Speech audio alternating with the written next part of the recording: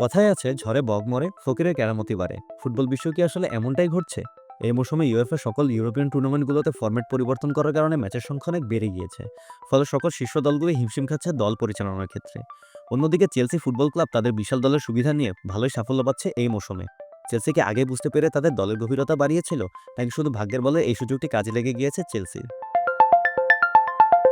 বর্তমান European football মৌসুমে match সংখ্যা অনেকটাই বেড়ে গিয়েছে। ফলে প্রতিনিয়ত দেখা যাচ্ছে যে খেলোয়াড়রা প্রচুর ইনজুরিতে পড়ছেন। শীর্ষ প্রতিটি ক্লাবই ইনজুরি সমস্যায় ভুগছে। Real Madrid, Barcelona, Manchester city সকল দলই হিমশিম খাচ্ছে দল পরিচালনায়।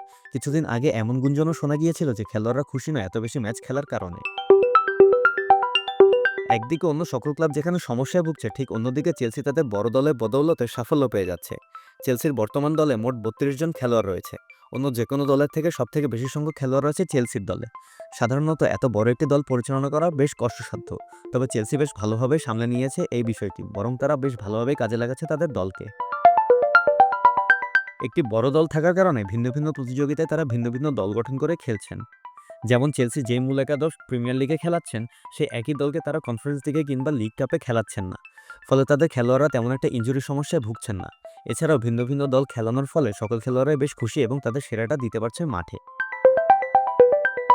চেলসি বর্তমান মৌসুমে প্রিমিয়ার লিগ এবং কনফারেন্স লিগে বেশ ভালোই পারফর্ম করে যাচ্ছে। অন্য যে কোনো শীর্ষ ক্লাবের থেকে এখন বেশ স্থিতিশীল এবং শক্ত অবস্থানে রয়েছে চেলসি। যদি অন্য ক্লাবগুলোর দিকে নজর দেয়, তবে দেখা যায় ম্যানচেস্টার সিটি বিগত অনেকগুলো ম্যাচেই পয়েন্ট হারিয়েছে। চ্যাম্পিয়ন্স লিগতে অবস্থানটি বেশ নড়বড়ে। অন্যদিকে রিয়াল মাদ্রিদ এবং বার্সেলোনার হালও একই। তারাও লিগে পয়েন্ট হারিয়ে যাচ্ছে প্রতিনিয়ত। চ্যাম্পিয়ন্স লিগে বার্সেলোনার স্থান কিছুটা ভালো থাকলেও রিয়াল মাদ্রিদের অবস্থান বেশ করুণ। চেলসির এই সাফল্যের রহস্য কি শুধুই ভাগ্য, নাকি পরিকল্পিত দল গঠনের ফল? বলা মুশকিল। তবে এটা স্পষ্ট যে চেলসির বিশাল স্কোয়াড এবং তাদের খেলোয়াড় ব্যবস্থাপনার দক্ষতা বর্তমান পরিস্থিতিতে একটি বড় সুবিধা এনে দিচ্ছে। যদিও অন্য শীর্ষ দলগুলো ইনজুরি ও ক্লান্তির কারণে সমস্যায় পড়েছে, চেলসি তাদের খেলার পরিকল্পনা ও রোটেশন স্ট্র্যাটেজির মাধ্যমে সেই সমস্যাগুলোকে এড়িয়ে যেতে পেরেছে। এই মৌসুমে তাদের এই সাফল্য ভবিষ্যতে অন্যান্য ক্লাবগুলোর জন্য একটি শিক্ষার বিষয় হতে পারে। বড় দল তৈরি এবং দলের গভীরতার গুরুত্ব ইউরোপিয়ান ফুটবল এখন আরও বেশি প্রাসঙ্গিক হয়ে উঠবে। শেষমেশ ফুটবল সবসময় অপ্রত্যাশিত। ভাগ্য, পরিকল্পনা এবং মাঠের পারফরমেন্স সবকিছু একসঙ্গে কাজ করে। চেলসির এই উত্থান যদি পরিকল্পনার ফল হয়, তবে তা প্রশংসার দাবিদার। আর যদি ভাগ্য তাদের সঙ্গে থাকে, তবে সেটাও এই খেলারই অংশ।